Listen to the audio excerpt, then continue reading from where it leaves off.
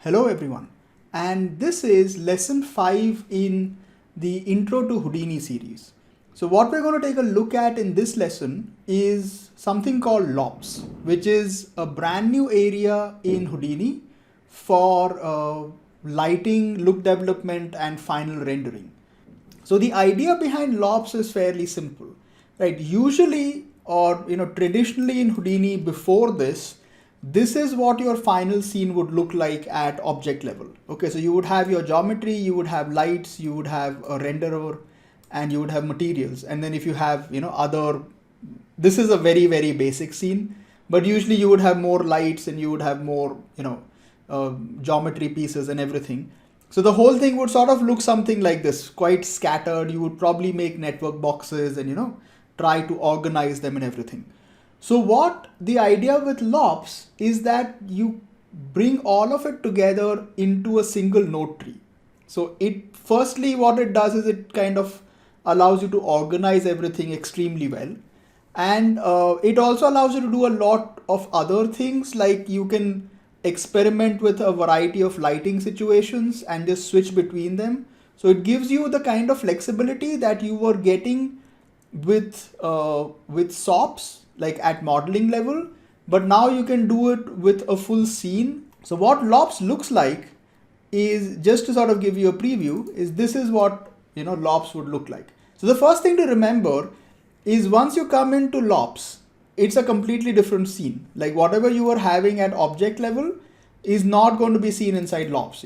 Like inside LOPS, you build your own scene, altogether. Okay, so beyond being a look development and final render area, LOPS is also one more thing, which is it is an area for authoring USD. So USD stands for Universal Scene Description, which is a new open source format from, I believe, from Pixar. And the idea is it's sort of a layer based scene format in which you can store all of your geometry, your materials, your lights, your camera, your render information, and then seamlessly transfer it between multiple softwares. Okay, so to get started, right, I'll make a new file. And what I want to do is I want to cover some absolute basics. So I want to cover how to get your geometry into LOPS, make some more stuff in LOPS, and then add some materials and do some lighting and rendering, add a few lights in there, and then also do a little bit of light linking, and then do a final render. So I'll just start off with a simple piece of geometry. I'll take a sphere, and all I want to do is I want to create a couple of groups. So nothing too crazy, right? So I just want to come here to the front view, and I want to press 4 and select some faces and then create a group out of it. So we'll call this top, and then I'll take a group combine, and we'll say bottom is not equal to top, and then just take a null, and we will, so a null is just a dummy object, right? It's not really, like most softwares have some kind of a dummy object or a locator. So a null is essentially that. It's just useful to point things out, right? If you want to take one geometry from one folder to another, or anything from one folder to another, it's you usually take it through a null, so it's just easier to point it, like, okay, like it's called out, so go to out, and that's basically it. So we just have this one thing.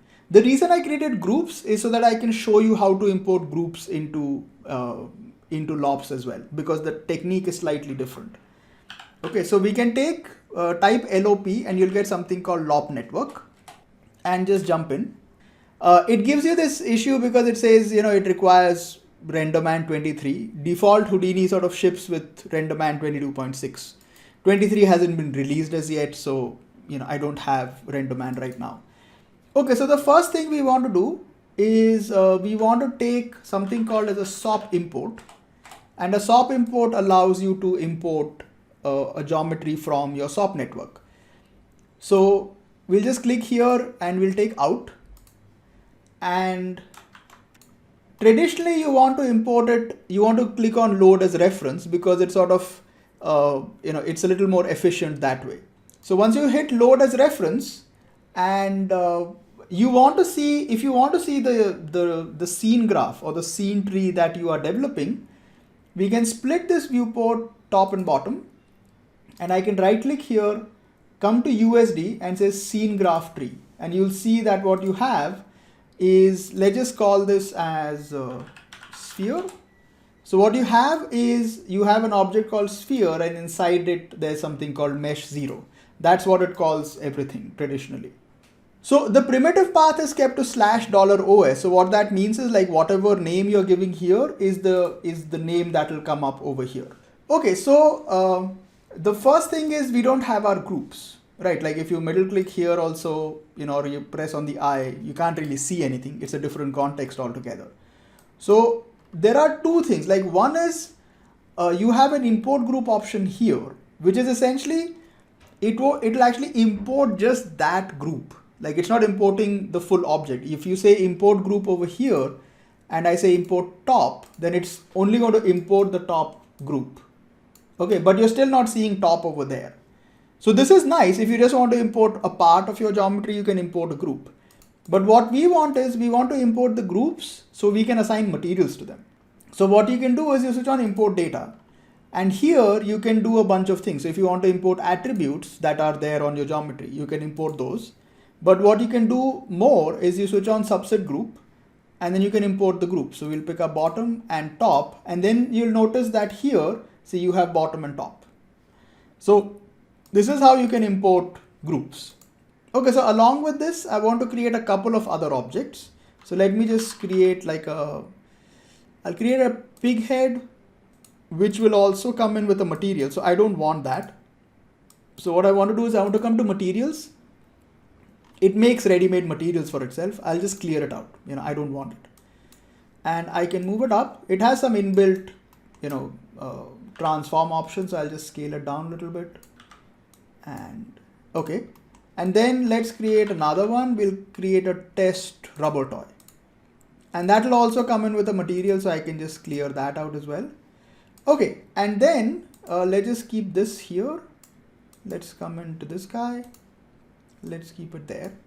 And let's merge these three. So we can just merge them together. And see, it automatically shows you, like, it's taking these in as layers. Okay, so these are traditionally automatically being treated as layers. And then I just want to rename these a little bit. So I'll just call this pig head, and I'll call this rubber toy. Okay, so the names are simpler. Now you can also, either you can merge it, or you can also take them one below the other. Like, that is also fine. Okay, you can just connect one geometry into another. And if you plug it in here, see, so this becomes layer 2, and then this becomes layer 3. And if you select it, you're getting your objects. I prefer to take it through a merge. It just, like you can sort of group it together, say this is my geometry, this is all coming in over here. But this is also perfectly acceptable. Okay, you can go either ways. But yeah, for now, I'll just sort of take all three and plug it in this way. Okay, now what I want to do is, I just want to create some materials and, assign it. So let me also I want to take a transform and move this. Yeah, maybe scale it down a little bit. Okay, and then lastly, let's also take a grid. Okay, so I'll just you'll get some basic geometry in here, like we'll just create a grid. Okay, this is good enough. Okay, now we want to create a material. Okay, so what you need to do is, you will get a node called material library and plug it in. And if you jump in over here, you come to an area called, you come into the Vex builder, where you can now start creating materials. So we will create 1, 2, 3, 4 and 5. So 4 and 5, because the materials we want 2 materials for the sphere, and then 1 each for, the rest of the objects. So press tab and take something called principal shader, which is the default, Houdini shader that comes in. And let's call this, let's just name them the way we want to name them. So Control C, Control V. So this is bottom, this, and then this is, let's call this toy. let's call this pig, and we'll call this floor. And let's just give them some color. So I'll make this say pink and blue. Just basic stuff, right? I'm not doing anything fancy here. And let's try green. Okay, and the floor we'll keep it to white. Okay, and then you come up and now you need to populate this. Like you need to tell that what is the material path and what is the material name. So Houdini gives you something very nice, which is you have this option here which says autofill. So switch on, click on autofill, and then whatever materials it finds inside, it will just, it takes the name of the material and then it puts in the path. Like it does that automatically for you. So you don't need to do anything. And then if you click here, you'll see that, you've generated materials. See, so your bottom, floor, pig, top, toy, which otherwise you won't see. Like if I clear these out, you'll see like there's nothing. So you have to do the autofill for, that to show up. So that is very important. Okay, then lastly, what I want to do is I want to assign materials. So I'll take an assign material, you plug it in. So what you can see now is rather than everything being very separate and you're trying to figure out what is going on, where is what geometry, where is which light, and all of that. Now you're sort of, you're almost doing all the SOP level stuff, but you're actually building a full scene. So you're assigning materials, you're going to add lights, all of that in a single node tree. So it becomes way more organized than what it was before. Okay, so now assigning materials is, fairly simple. You can just do a standard drag drop. Okay, so what I can do is with the sphere, I want the bottom and top. So like I can just in primitives drag the name of the group, okay, or the object itself, and then take the material. So I can just take bottom and drag it here and see, there you go, you've assigned your material. And then we'll add more. So we want 5 total. Let's add 3 right now. And then we'll take top and assign top. See, so as you're assigning, it starts showing up over there. Now let's take rubber toy and we'll assign toy. Yeah. And 2 more. So we want the pig. Sorry, wrong thing. Where's the pig? Yeah, so that's the pig. So the object comes on top and the material comes below. So that's the pig. And then the floor is here and that's the floor. Yeah, so there you go. So you've assigned materials to everything. Yeah, let me just take the rubber toy and move it up. Okay. All right, so this is the basic. All right, so now let's start adding some lights and we'll do a basic render. Okay, so the great thing about LOPS is you can directly render in the viewport. Okay, so that's a really nice thing. So what we'll do is I'm just going to take, again, we can plug this in directly over here as it keeps going. But what I want to do is I just want to create the light separately and then bring them in over here. Okay, so I'll just create a light. And what I can do, yeah, there is a small bug here. I think it's a Python error, but it's fine. It's not really causing any issues. And then take a merge and then we can merge these together. Okay, and then you can select the light and then we can just move this out and let's keep it here. And you have some basic options up here. So I'm going to turn this into a disk and point it in. Come to base properties and we'll just increase the intensity. And then I'll add another merge here. And I want to take a dome light. So just type in dome light. I can drop that in. And I want to take an HDR for my dome light. So I can come in here and, or no, let's not take an HDR for now. I'll just give it some color. Okay, so this is fine. And now let's, let's just render this. So I can just come down here. I can take, we can take something called Karma, which is the new renderer. Karma is still in beta. Like the older renderer was Mantra, but Karma is a lot faster. And also like the scene processing time is a lot faster. So you can just take this and connect it in there. Come to Karma and then all you need to do is click here Let me just save this file. Yeah, and I can just click here and you'll get the option. Now, the great thing about LOPS is that it's not tied up around Karma. Okay, you can install any renderer that is available within Houdini as long as it supports LOPS. Okay, so all the render engines that are available for Houdini are currently sort of building up support for it. So RenderMan 23 is going to support LOPS, and Arnold, the newer version, and also like V-Ray has announced it, Redshift has announced it. So everyone is sort of, building up support for it. So yeah, so once they release their plugins, you should be able to just install and use them. So we can just click here on Karma and it will render it. So it takes a couple of seconds, but there you go. Okay, so pretty straightforward. Now, if you don't want to see, these things in the viewport, and you can actually just navigate. So if you don't want to see the lights in the viewport, you have options over here. So if you don't want to see the selection, you can turn that off. If you don't want to see the lights, you can turn that off as well. And let's do one thing. Let's just come to the lights, and I'm just going to increase the intensity a little bit. That's looking like a Pokemon ball. Okay, let's do one thing. Let me just make a smaller render. Okay, so I'm just going to click here, go back to Houdini, and let's create a new floating panel. So I'm going to right click, come to viewer, say scene view, and then switch over to LOPNet, and then just, so it's a smaller render, so it won't eat up as many resources. And then I can click here and take Karma. So there you go. See, so that's a lot quicker. So I can just lower the intensity here. Let's add one more light, and then we'll take a look at light linking. Okay, so let me just turn this off, and I'll take another light, or let me just duplicate this. So Control C, Control V. We'll plug this in, and I'll just move this to a side.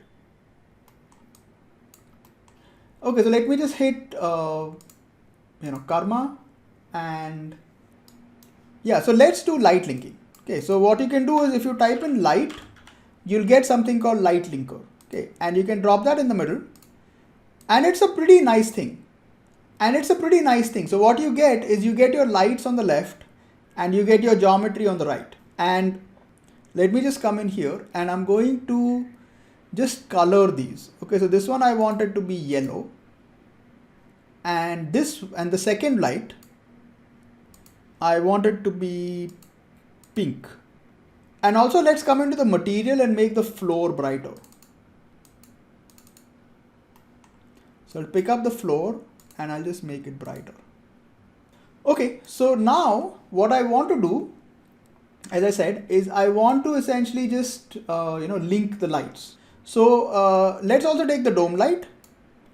I'll make it a little bit bluer. Okay, so the way it works is fairly simple.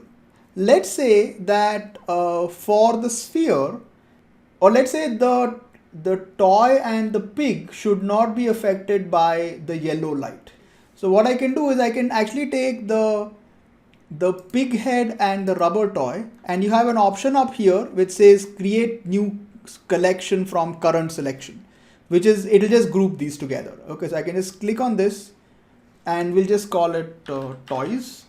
So it will create a collection called toys, and I can drop this here, and it has a very basic option. It says what light will be affected by it, or what lights will be affecting it and what lights won't be affecting it. So I can just take light 1 and drop it in the not affect area, and that's essentially it. Okay, if let's say I also drop in the dome light here, see, so now these two are not getting affected by the dome light either. They're just being affected by the pink light. Okay, or like if I want to remove one of them, I can just pick the dome light and just remove it. See, so now okay, so let's say if I don't want the grid to be affected by the dome light for some reason, so I can just take the grid. Okay, now when you select the grid, the other rule disappears. If you want to see everything, just turn this off, like filter based on selection. Then you'll keep seeing everything. So I can take the grid and drop it. It creates a new folder for it. And I can take the dome light and drop it in the not effect. See, so now the floor is not being affected by the dome light. So it's very easy to do stuff like this. And then let's also take the sphere and we'll say the sphere is not being affected by light 2. So now light 1 is only affecting, the central sphere and the grid. And light 2 is only affecting, the pig and let's do one thing. Let's also, we can take this guy, and maybe the grid is also not being affected by light 2. Yeah, see. So it's very easy to do this stuff, just very easily you can have, links happening or not happening, stuff like that. The other thing that you can also do, and then if you don't want it, right? So this is where it becomes nice, is that if you don't want it, you can just, shake this and remove it and you come back to normal.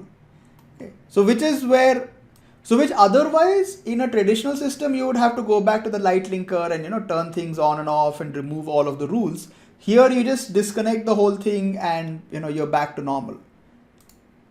So it's very easy to do this stuff, which you couldn't do before. The other thing you can also do is there is something very nice called as a light mixer. Okay, so a light mixer is essentially you get this really nice little area where you can drop in your lights, and then you get this really nice little slide or control. So if you want to change colors, you can change colors. If you want to, let's make this blue. Let's say I want the dome light to be green. I don't know, whatever you want to do. And you want to control intensities. It's very easy to control intensities. You want to control the intensity of the dome light. Okay. So all of that stuff is very easy to do. Yeah, okay, I think everything has gotten too bright. See, so I can pretty much just turn off everything in one shot. Okay, so if I just want to sort of, test out, and what you can also do is you have other options, which is pretty nice, is you can actually solo stuff. Okay, so let's say if I take this and I bring it up, and then if you want to see this as a sheet, you can see it as a sheet. And the great thing here is, okay, let me just lower the intensity of the dome light. And I can just come to the sheet, and if I want to solo anything, I can just solo it. Okay, so it's very easy to work with, if you just want to affect your lighting and just see how it's working, you can very easily do those things. Yeah, and then let's add a camera. So I'll just turn this back to Houdini GL, and I can take a camera and click here, and we can go to camera view. By default, it will be on the ground, so we just need to sort of readjust it. And I'll come to the view and make it about 35 degrees. Yeah, and so here also, I can just look through camera. And let's do one thing. Let's turn off the selection and this thing. Yeah, and then if you want to do a final render, you can do a final render. Okay, so what we can do is I can just come here. I can come to Karma, and if you come to rendering, you have some basic options here. So you can do number of samples, and you have light sampling quality. So what I'll do is I just want to do a very quick render. So I'm going to bring the light samples down to 4. It's going to be very noisy. And I'll come to images, click here, and we'll say sequence of EXR files. You can keep it to anything. And by default, it will save it to a folder called render inside the folder where your file is saved. Okay, so my file is saved here in intro files lesson 5, but I just want to save it where it is because I don't have a folder called render. So I can just delete this.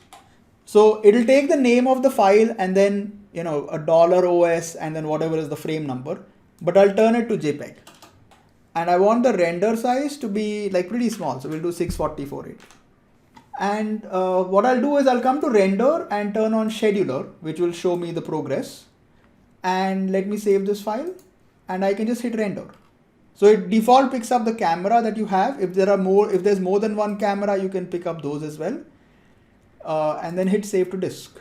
And so this will kick off and should be done in a while. Yeah, so that's basically it. I upped the samples to 24, which still isn't enough, but I don't really want to waste time. But yeah, usually it's kept to 128, which is a good enough value. But 24 is a little low, like it will come in pretty grainy. But yeah, there you go. So this is your basic render. Now, another thing that you can do before we close this is you can also turn on optics denoiser, which comes inbuilt. So let me just turn that on. So if you, what you can do is you can come to images and turn on optics denoiser. And then if we bring this in, and if I switch over to Karma, then you will get an option down here which says enable denoising. So when you turn it on, it will take a few seconds because it needs to kick off the GPU, because the denoising happens on the GPU. And it is pretty much dependent on, since it's optics, it's dependent on NVIDIA GPUs. It's not going to work on AMD, at least not to my knowledge. So if you are going to use this, you have to be, on an NVIDIA card. But then now it's sort of like when you render it, it'll give you, now it sort of kicks off the denoiser. But yeah, so this is as far as, the basics of LOPS is concerned. Okay. Alright, so now let's move on to something slightly more complicated, which is how to do instancing in LOPS, and also how to generate attributes and use those attributes to affect materials in LOPS. So what I have is I built this really, like, it looks a little complicated, but it's mostly fair. It's pretty simple. I made this really silly looking plant-like thing.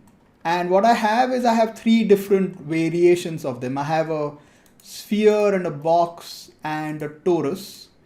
And just to show you what it is, it's essentially, I just have a line and then I resampled it to get some points on it. And also because I wanted to generate like the curve view. Okay. And then I created a group of the top point, using the end value. And then I created a group of the middle points. I skipped the first and the end points, okay, like 15 of the beginning and 3 from the end. And then I did 1 of every 2. So I'm selecting some stuff in the middle. Okay, and then I have a p-scale, okay, which is generating a ramp like that based on the curve view. So all of the stuff that we've done in the previous lesson. And then I do a bend. Okay, and then I use an orientation along curve, so it will sort of, flow along the curve. And then I have some basic grids which I have copied on, the middle points. The basic line gets a polywire. And then on the top, I copy a sphere. Now, the other important thing is I put each one of them in a group so that I can adjust that when I go to LOPS. And then I also created a wrangle and created a vector attribute for the leaves. Okay, you can also create a float attribute, but I wanted to create a vector because I want to modify the color. So I created an attribute called v at leaves and just kept it at 1. Okay, and the same thing happens for the flower, which is I have an attribute called v at flower is equal to 1. And then I just duplicated that 3 times or 2 times more. And this is for the box and this is for the torus, and they have the same group name and they have the same attribute. Okay, so just 3 different variations of the same thing. Okay, so I have my flower and I have like 3 flowers, basically that. Okay, so now let's come into LOPS and we will import this. So I'll come into LOP network and I'll take a SOP import and click load as reference and then just pick up out flower A, and I'll call this flower A. And let's split this. I'll close that. I'll split this top bottom so we can see the scene graph. The scene graph is important because when you want to assign materials and stuff, it becomes a lot easier. So we have flower A mesh 0, and let's set this one up because the other 2 are going to be exactly the same. So I'll just come into import data. I'll turn on attributes and we want the flower attribute and the leaves attribute. And then come into subset groups and just pick up all 3. So you'll see that You can also try to do a star, which will hopefully do the same thing. See, so all the groups essentially get brought in, and then just duplicate this. So Control C, Control V. This will be flower B, and then Control C, Control V, and this will be flower C, and the same thing up here. So I'll get flower B, and then this is flower C. Okay. And then I can just merge these together. So if I just take a merge, so 1, 2, and 3, and you'll see that you basically created 3 layers. So that's good enough. Now let's quickly do instancing. Okay, because it's actually pretty simple. You don't need to do anything too fancy. But see, there you go. So we just have everything merged together. So let's take a look at instancing. So what you do is if you type an instance, you'll get something called instance to points. What this is essentially is actually a geometry folder. Like if you come in here, you'll notice that you are actually at geometry level, and default it has an add node in there, okay, which is generating like 1 point. Like if you click there, you'll see there's 0.0. And if I just plug this in to the second input, and it will generate, it's basically doing instancing. So what you can do is you can turn off use entire stage, and it will automatically randomize between whatever is existing. So if I start to switch through, or if I jump to index, and this is 0, and this is 1, and this is 2. Okay, so pretty simple.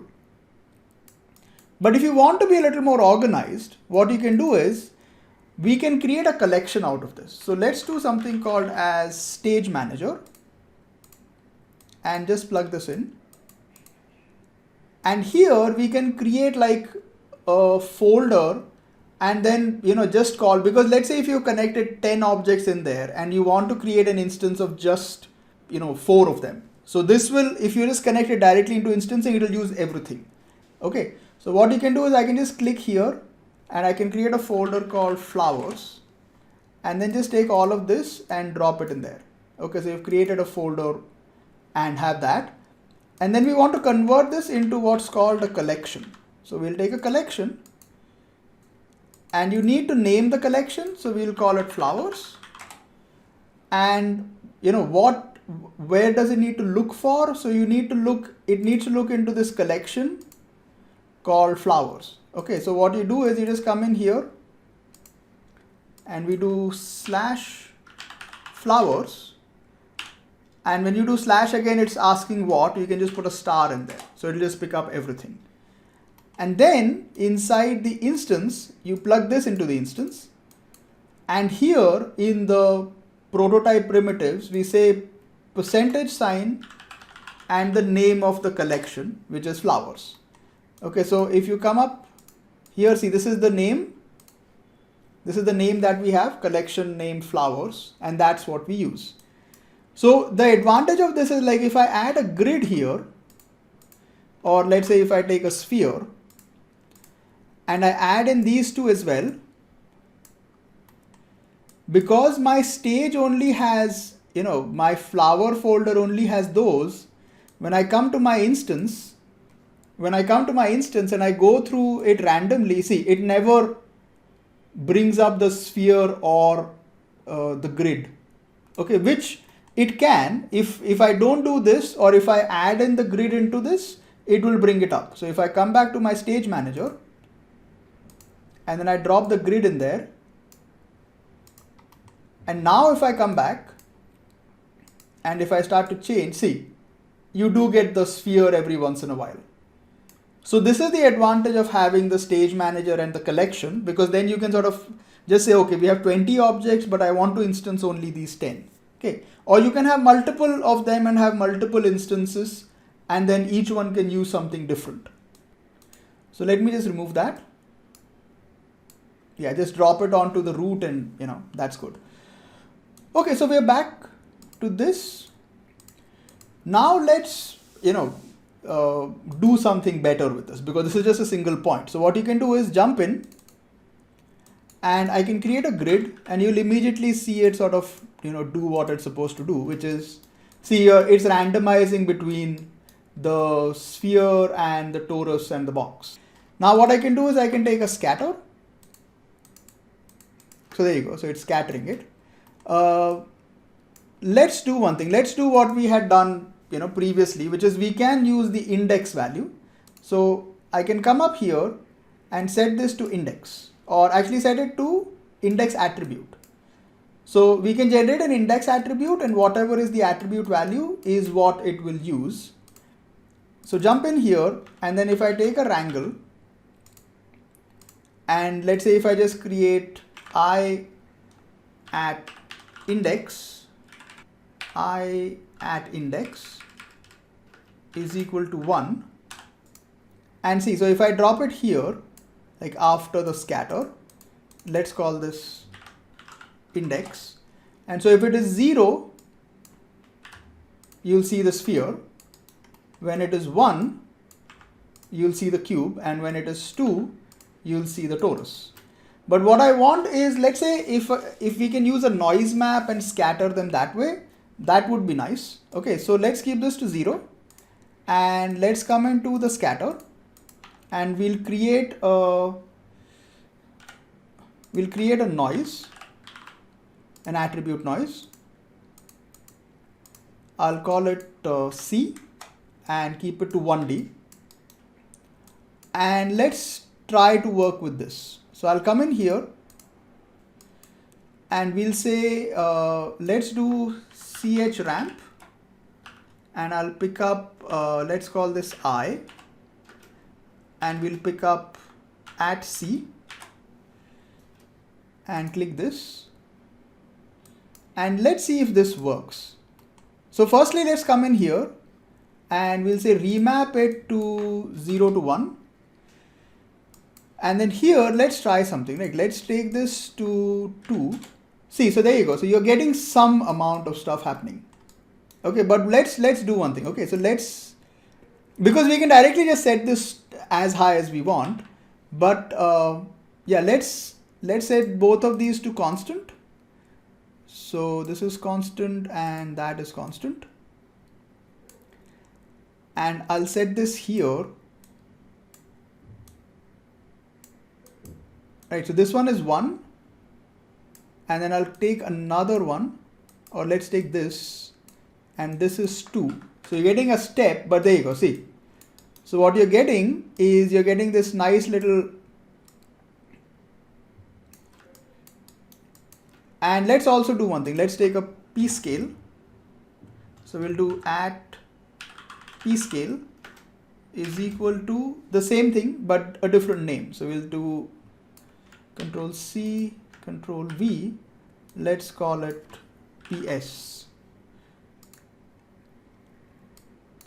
Sorry, yeah, you don't have a semicolon at the end. That's why there was a problem, but there you go. See, so now the sphere will be the smallest, and these guys are the largest, like the torus is the largest. And then we can add like a randomize. So we'll do an attribute randomize. Let's set this to orient. And we'll set this to 4. And this is 0 and this is 0. And that is -1. So we get like, random distribution like this. And I can come back to my attribute noise. I can come back to my index and maybe adjust it a bit more. So let's keep this, a little bit like that. And let's also take the attribute noise and make it bigger. So I want less roughness and bigger in size. See, there you go. Yeah, and let's try to adjust this a bit more. So index and see, so you can see the torus values actually adjusting.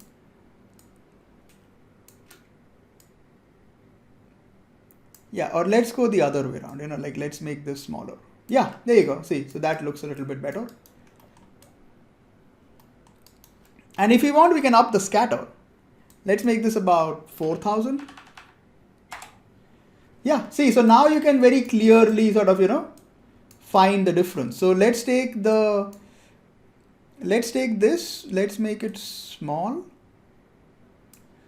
or let's keep this big enough, and then we can try to sort of differentiate between those.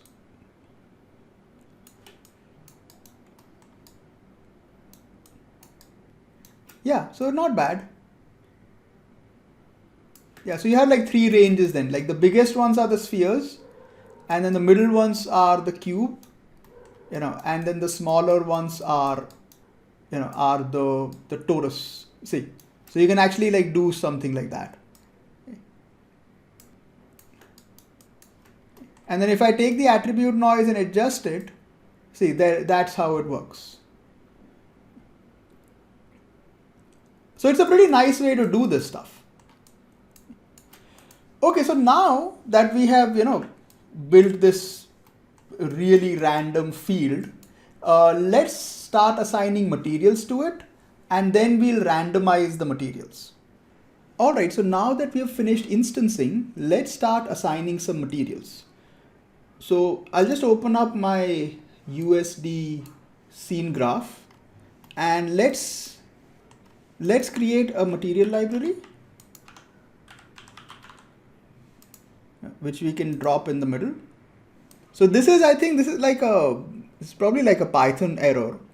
It's a bug. It'll probably go away in the next build. Okay, so I'm just going to jump in, and yeah, let's do one thing. This sphere that I had made, this is pointless because I was just trying to show something. So we'll get rid of that. Okay, so I'll just jump into the material library. I need 3 materials, I need 3. I'm not going to give anything to the grid. So I need one for the plants, one for the stem, and then one for the flower. So I'll just take a principal shader, and let's call this flower, and I'll make it reddish or pink. Okay, and then these are the leaves. Let's make that like greenish, and this is the stem, and we'll make it like a light brown. Okay, and then come up here and say autofill, so you'll get your materials, and then let's take an assign material, and we'll just assign them. Now assigning is a little different this time, because what we have is we have 3 objects and they all have the same group name. So how you can assign now is, let's say I take the flower group from flower A and I drop it over here, and then I take the flower material and I assign it. So you'll notice that only the sphere turns pink. Okay, and the box and the torus haven't turned pink. So what we can do is, that's actually flower ABC. So if I replace the A with a star, it will assign to everything that is called flower. Okay, so that's how you do it. So when you have 2-3 objects which have similar names, or you should actually keep it that way. So you give them similar names, but with an ending that is either numerical or ABC, and then just replace it with a star, when it comes time to assigning materials. So we'll create 2 more. And so we want leaves and we want stem, and then assign the material. So this is leaves and that is stem, and then just replace the same thing. So this is star, yeah, and then this is also star. Yeah, okay. So this is where we are. So we've assigned our shader, and we have this. And let's just hit a render and see what we get. So the grid, actually I can bring in later, so I can just take the grid here, and even if you want, you can actually plug it in the first input. Okay, so this becomes like a floor for it. So you can do that as well, like even that works. So we'll just make it slightly bigger. And then let's take a dome light, and I will give it an HDR. So let me just pick up something. So I'll pick up this one. You can pick up anything, like I won't share the HDR, but you can take an HDR from HDR Haven or whatever you have, like it's fine. And then let's take Karma and we'll hit a render. Okay, so I'll create a new window. So we'll say scene view. Yeah, when you unlock it, it jumps to, where you are supposed to be. And then just change this to Karma. And if you've done everything right, we should see our materials. So there you go. See, so you have your materials. If you don't want to see the dome light, just turn this off, which says display light guides. And you can spin it around. So yeah, so we have our, object with materials. All right, so now what we want to do, which is why we've created all of this, is I want to randomize these materials. Okay, so I want to randomize the material on the leaves and the material on the flowers. So the way to do it is the two attributes that we had created, right? So if we come to our objects and we have those two attributes that we have, flower and leaves. And what you can do is, if we come into our material library, and I'm going to bring in those two attributes. So we'll take a bind, and they were vector attributes. So we take 3 floats and we call it flower, and I'll do Control-C, Control-V, and this is leaves. And I can just plug in, and I'll plug them into the base color. Okay, so they both go into base color. So if we render right now, it should all just be white. Just hit a restart. If it again keeps showing you pink. Yeah, so there you go. So it's all white. Yeah, so we're good. So the question that comes up now is, how do you randomize this? So there is a specific reason why I took, or why I created the two attributes.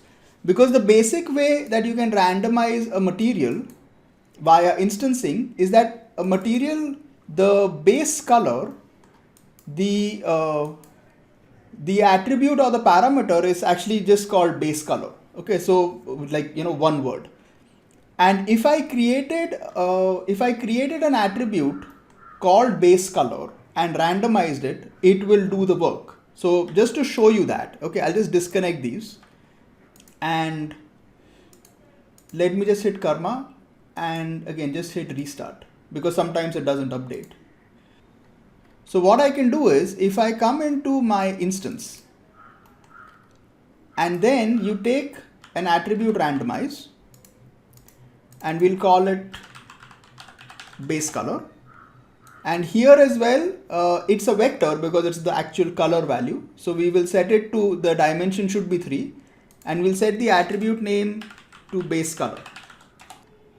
And this is fine. It's 0 to 1. It's just randomizing it. We plug it in, and then you come to the top, and it has this area which says point attributes to copy, and we type in base color. So the attribute that you had created. So if you've done everything, what's going to happen is hopefully this. So what it's done is it's randomized everything, because every material has the same parameter, right? So every material has a parameter called base color. So when you randomized base color, everything got randomized. So when you want to randomize just specific properties, okay, so this is another thing to remember is, if you come into your material and if you look at, any of these, then this is a parameter called IOR, or this is a parameter called rough. Okay, so when you want to, if you want to take a material and just randomize the roughness value, you can just create an attribute called rough at instance level, and that will work. But in our case, what we want is, I just want to randomize the flower color, okay, or the leaf color. So now I can just plug in the flower to base color. Let's come back to our instance. And I'm going to not use base color. I'll rename this to flower. Okay. And come to point attributes to copy and change this to flower as well. And if you've done everything right now what should happen is, see, Alright, so we've randomized, the color of the flowers, but let's say if you don't want to randomize it, let's say we want to base it on, the noise map that we had created. So let's jump back into the point instance. Let's also take the, let's call this index and scale.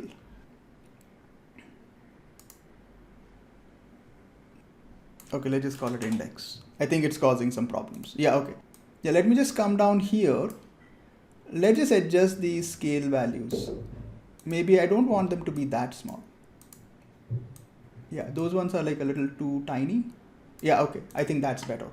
Okay, so now what I can do is instead of, let's call this, yeah, let's just disconnect this. And what I can do is I can take another wrangle. So let's take an attribute wrangle. And let's do one thing. Let's take the noise attribute that we had created, and this might be a little difficult to display here, but it will hopefully show up when we render it. So what I can do is, let me take a color. I want to set a color based on the noise map. So I'll say ram from attribute and it's C, and we have this. And then what I can do is I can take my flower attribute. So v at flower is equal to at CD. So what that should do is it should take the color that we are generating here and transfer it to my flowers. Okay, let's see if that works. Yeah, so if I hit render, and there you go, see. So you can see the noise map being spread out. So so the bigger ones are now getting like the black color and the smaller ones are getting white.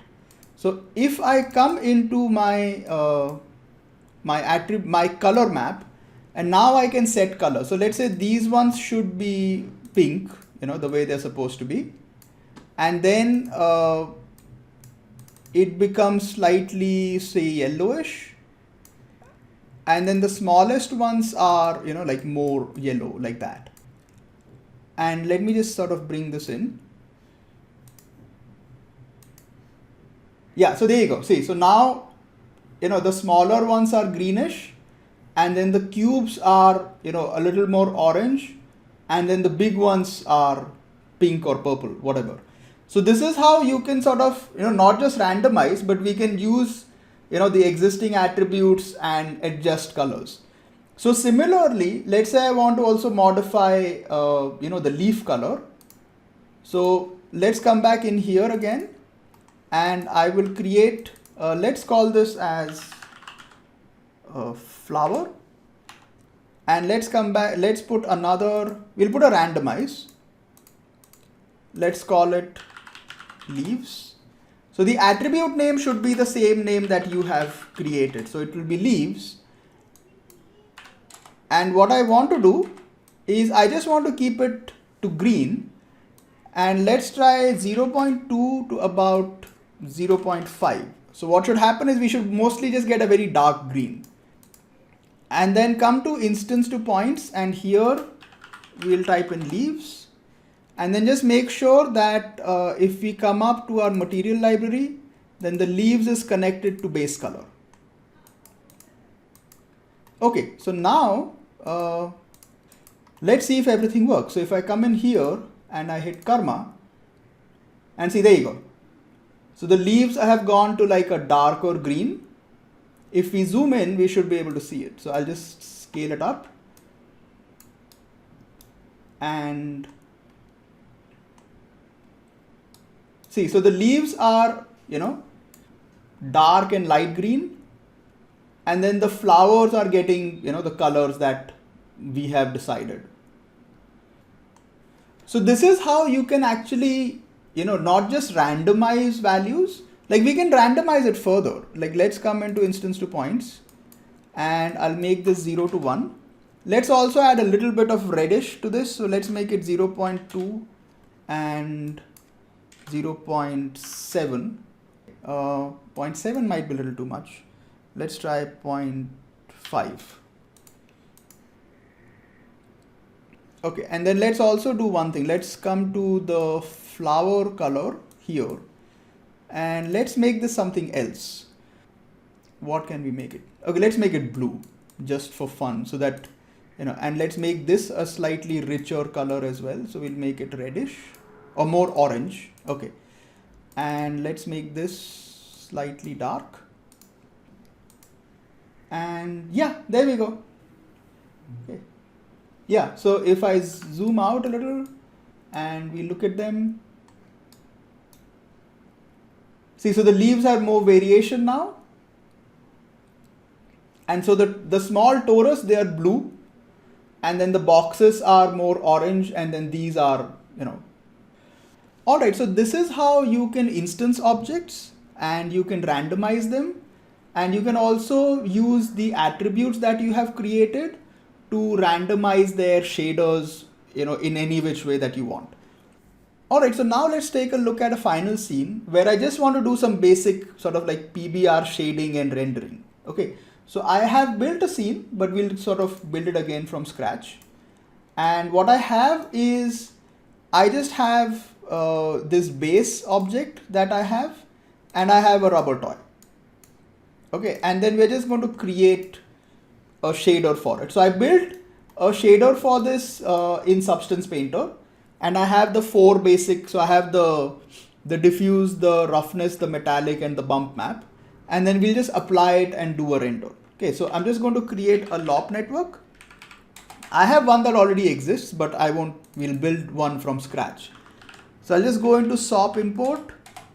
Let's call this toy, and I'm going to load up the toy, and I'll duplicate this. I'll call this as base, and we will load up base, and let's merge these together. You can also take them, as I said, you can also take them one after the other, which is also fine. But usually I just like to merge them, like that. It just, I think it's just the way I normally work in SOP. So it kind of, makes sense to me. So I'll just take a transform here. I just want to make this slightly smaller. So I'm going to bring it up and then make it slightly smaller. Okay. And then, so let's just zoom in. Let's create a camera. So we'll switch to camera. Okay, let's open up a new floating panel and we'll set it to scene view. So this will be our render window. Okay, so let's do the same thing. So we'll create a material library, and I'll create 2 principal shaders. So let's call this as toy, and let's call this as base, and we'll come up and say autofill, and then let's split our viewport top bottom and take the scene graph tree, and then we can do assign material. So the scene graph tree is useful because when you want to assign materials, you can just do a drag drop, like that is very helpful. So this comes to base, and then that is the toy, and it gets this. Okay. And then let's put in a dome light. So I want to take a dome light and then just give it, this HDR that I have. And then we'll take, even if you don't take karma, it will still automatically, look up karma and start rendering. But having this gives you more control. Okay, so we can just take this and switch on karma, and yeah, so there you go. So you have your basic scene, which is great. All right, so now let's just assign the shaders. Okay, so I'll come into material library, and if I come to the toy, the principal shader has an area where you can just pick up textures. But what you want to do is you want to get your base color to 1, because what it does traditionally is it will multiply this color with the texture. Okay, so just take this and make it white. Okay, so that is important. Okay, so now we'll come to textures. I'll switch on use texture, and then I'll click here, and I have my basic textures. So I'll pick it up, and you'll also see it in the viewport. Like if I just, hide this a little bit, And here again, like if I turn on final rendering, see, so you should be able to see it. Or even without it, see, so you can see that over here. Okay, and then I want something for the metallic. So I'll turn that on and I'll pick up metallic. Yeah. Okay, and then, yeah, let's get metallic to 1 over here. Yeah, there you go. So that, this is important. Like you do need to just adjust the value over here as well. And then, we'll get the roughness slightly high, or actually no need, but let's just take the roughness and then we will, pick up the roughness from here. Yeah, let's do one thing. Let's see what happens. So we'll get the roughness to 1. Yeah, so that sort of multiplies it with, the existing. And then lastly, I'll just pick up a bump map. So I'll click here, I'll change the texture type to bump, and I'll pick up the height. Yeah, so if I make this slightly bigger, so there you go. Okay, you have your basic. Yeah, the bump I'll get it to 0.01 because I think it's a little too much. And the great thing about Karma is that by default, it has certain passes on already. So if you come into render variables, and you will see that it has these whole bunch of passes that it's already turned on. If you want to see them, you can just click here, this little icon. So you can say viewing output, and if you want to see the diffuse, if you want to see the glossy reflection, if you want to see the normals, or this, all of this has UV, so we can see the UVs. And like it has volume on, we don't want volume, so we can turn that off. Let's say you want to have indirect diffuse as well. So now you can get indirect diffuse. And that's essentially it. So now if you want to render it, we can just come into rendering, and I will turn on, I'll come to images, output picture, and I can say output EXR file. I'll change this to just, where the file is stored, because I don't have a folder called render. And I'll make this small. So let's do, 640, 480. And yeah, I'll set the rendering samples to about 64. Okay, and let's hit a render. So I'll just close this. I'll save the file. And I'll open up my scheduler so I can see the progress, and let's hit save to disk. Yeah, so there you go. So this is our render. And if you click here on top on the C, then you can see all the, so the depth pass is actually like a full 32-bit.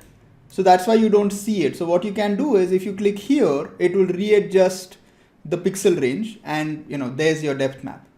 So then you have the diffuse, and you have the glossy reflection, and the indirect diffuse. So all the passes that you had, those are stored here.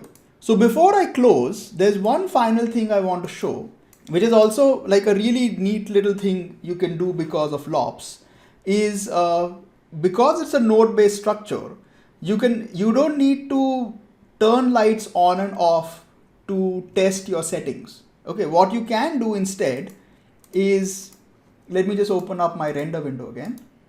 Not really a render window, I'm just, rendering through this. Yeah, but what I can do is, let me turn that off temporarily. Is if I duplicate my dome light, and let's say I take, another dome light here, another HDR here. And what I can do is I can actually do a switch. So this is where it becomes nice, is I'll just, I'll keep them separate. I'll take a merge here. And what I have is I have these dome lights coming in through a switch. And if I plug this in, what happens is if I hit render, you can actually switch between, multiple HDRs or multiple light setups actually. So if I take this switch and I switch to 1, see, I have a different dome light. Okay. So it's very easy to sort of, let's say if I adjust this, coming in from here, I'll adjust the exposure a little bit. Yeah.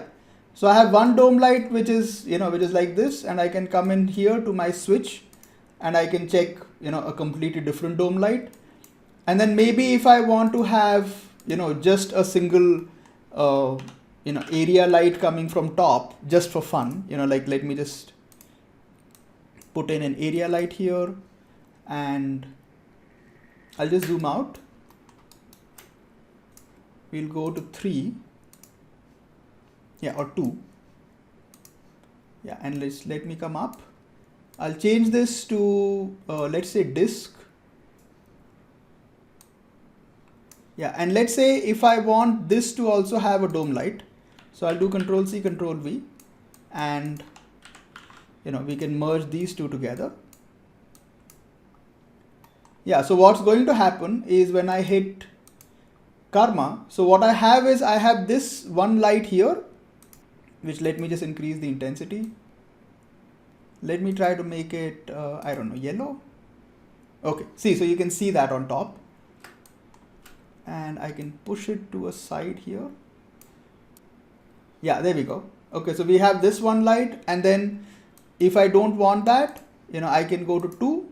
So this is just the dome light, and then if I come to 0, then it's a completely different HDR altogether. Okay, so this is the end of it, of our entire lesson on LOPS. But I just wanted to show this so you get an idea of, what is the advantage of this, right? Like why have this node-based way to build your scene is because you can do stuff like this. You can actually have like multiple scenes and multiple light setups. Like you can have an interior, and you can have a daytime setup and a nighttime setup, and just switch between them with a single, switch input. Like it's as simple as that. So that is why a system like this is pretty radical. You can do a lot more with this, which otherwise through a standard way would definitely take a lot longer, or actually be a lot complicated, right? Like if you have 4 different light setups, and then you turn on those lights, you turn off these lights, takes a lot longer to do. But anyways, this is the basics of LOPS, and that's basically it.